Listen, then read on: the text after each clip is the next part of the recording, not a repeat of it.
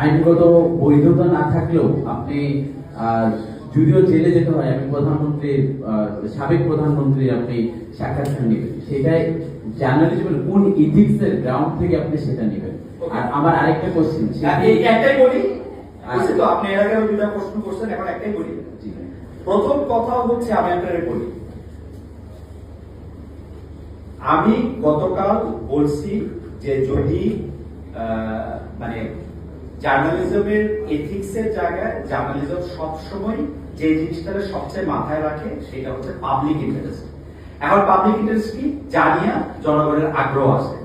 এখন জনগণের আগ্রহের ক্ষেত্রে এইটার আরেকটা স্কুল আরেকটা কথা বলতেছে যে সাবেক প্রধানমন্ত্রী উনি যেহেতু নারী হত্যা, শিশু হত্যা, নারী হত্যা, মানুষ হত্যা এগুলো অনেক কিছুর সাথে জড়িত ছিলেন, এইটা কি তাকে নর্মালাইজেশন করবে কিনা?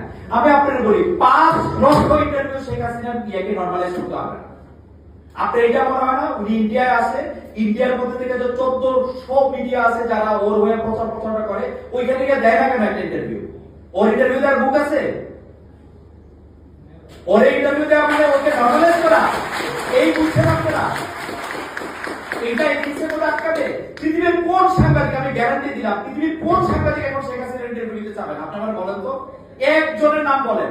She is the most sort after person এখন ইন্টারভিউ নেওয়ার জন্য, বিকজ তাকে এই প্রশ্নের জবাব দিতে হবে, 1400 খুন সে কোথায় করবে। আর এই কথা বলার জন্য সোশ্যাল মিডিয়া পুরোটা হয়ে গেল আমি হচ্ছে খারাপ, আমার পাছার চামড়া লাল করে দেওয়া উচিত। This is your understanding. এটা কারা বলছে? এটা সাংবাদিকরা বলছে? হ্যাঁ, এভরিওয়ান। সাংবাদিকরা আসছে আমাকে জ্ঞান দিতে যে এটা সাংবাদিকতার এথিক্সে পড়ছে কিনা। আমি এক সময় বলবো যে শেখ হাসিনার ইন্টারভিউ এখন কোন সাংবাদিক এই পৃথিবীতে দিতে চাবেন? আপনারা বলেন। সবাই নিতে চাবে। আমার কোশ্চেনটা হলো যে আপনি সাবেক প্রধানমন্ত্রী বলছেন যে যেটা সাবেক প্রধানমন্ত্রী, তার সে সাবেক প্রধানমন্ত্রী না। আপনি তো বলছেন এই সরকার আমার না, আপনি বিগত সময় আপনার কথা বলছেন এই সরকার আমার না, তার মানে আপনার প্রধানমন্ত্রী। আমি বিগত সময় কি বলছি এটার লোকে মিলায় আপনি করবেন এই সরকার আমার না, মানে হ্যাঁ ইউনিট সরকার আমি চুজ করি না তো।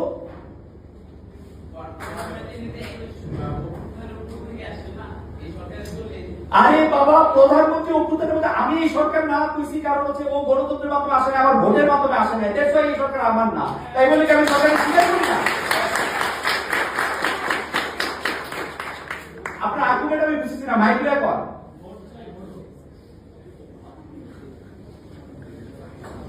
আর সংক্ষেপে বলেন। এটা ভালো, যেটা পরে সংক্ষেপে আমি বলছি, সিরিয়াতে আমাদের সিরিয়া মিডিয়া বলেন না, আমাদের বাংলাদেশ বলেন। কথা শুনেন, এই সরকার আমার না যে বলছি অন্য অনুষ্ঠানে, এইটার সাথে কালকে সাবেক প্রধানমন্ত্রী বলছে, এটার সাথে কি সম্পর্ক? আজকে